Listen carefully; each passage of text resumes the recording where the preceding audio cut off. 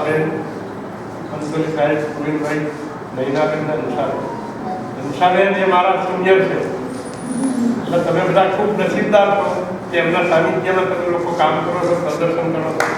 ખૂબ આનંદની વાત. ગણપતિ દાદાનો દિવસ કરે, અનેક રંગોમાં ગણપતિ રંગાયા આજે દેખાય છે આપણને. ખૂબ સુંદર કામ બધા કલાકાર મિત્રોએ કર્યા છે. ખરેખર કહેવા માટે આપણી પાસે શબ્દ નથી, એટલા સરસ કામ છે. અને હું એવી દરેક કલાકારો પાસેથી આશા રાખું કે તમારું કામ ખૂબ ખૂબ સારી જગ્યાએ અમદાવાદ બહાર પણ ડિસ્પ્લે થાય. મુંબઈ સુધી હંસાબેન તો પહોંચેલા છે, એટલે તમે બધા એમના સાનિધ્યમાં એમના સહકારમાં રહેશો તો મુંબઈ સુધી પણ તમારા પ્રદર્શનો થાય એવી હું દરેક કલાકાર મિત્રોને શુભેચ્છા આપું છું. અને દિલ્હી સુધી પણ થાય. મોટા મોટા આર્ટ ફેરોમાં થાય એવા ચિત્રો છે ખરેખર. એટલે દરેક કલાકારોને ખૂબ ખૂબ શુભેચ્છા આપું છું.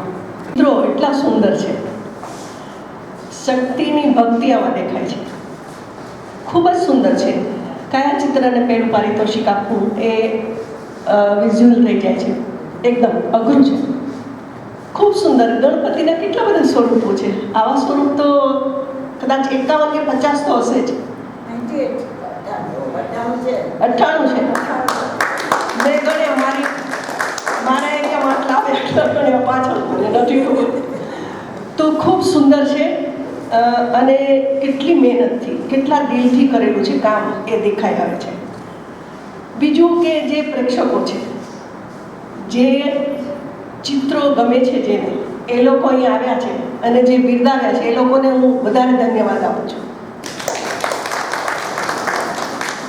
ના શુભ દિને 91 જેટલા બહેનોએ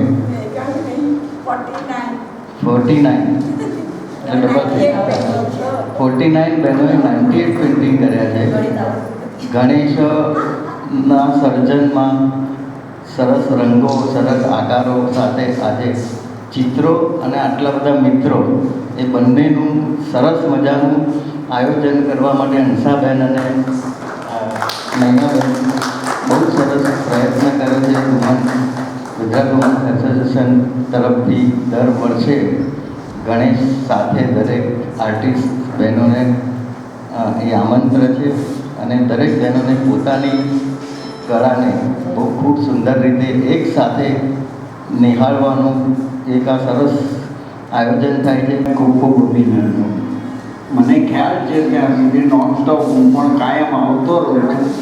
અને ખરી વસ્તુ એ છે કે બહેનોને કામ કરવું એ ખૂબ તકલીફજનક હોય છે. અમારા ઘણા બધાનો અનુભવ હશે કે તમને મૂડ આવે કે ચાલો ચિત્ર શરૂ કરી દઉં અને કોઈક એવું આવે, કોઈ એવી પરિસ્થિતિ ઊભી થાય, એની વચ્ચે આટલું સરસ કામ દર વર્ષે થાય છે. માટે હંસાબેન અને નૈનાબેન તો અભિનંદનના અધિકારી છે, પણ તમે લોકો પણ બધા અભિનંદનના અધિકારી છો. અને જે બહેનો છે એમના ફેમિલીને પણ એટલા જ વંદન કરવા પડે, કારણ કે તમને છૂટ આપે છે. અને બીજું કે છેલ્લા થોડા વર્ષોમાં ગુજરાતમાં જે ચિત્રમાં બહેનોનું યોગદાન છે એ ખરેખર નોંધપાત્ર છે.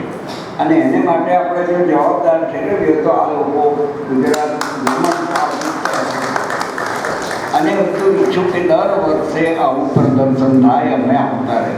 અને બીજી બહેનોને વિનંતી કે આ જ્યાં સુધી એક્ઝિબિશન ચાલે ત્યાં સુધી હાજર રહેવું જોઈએ, કારણ કે મારો બહુ લાંબો અનુભવ છે કે પછી પહેલે દિવસે ઓડિયન્સ ઉત્સાહથી આવે, પછીના દિવસોમાં જે આર્ટિસ્ટ હોય એના 2-4 ના છૂટકાવાળા મિત્રો આવીને બેસે. તો હંસાબેનને લોકો થાકી જાય એટલી સંખ્યામાં આપણે હાજરી આપીએ. Thank you all.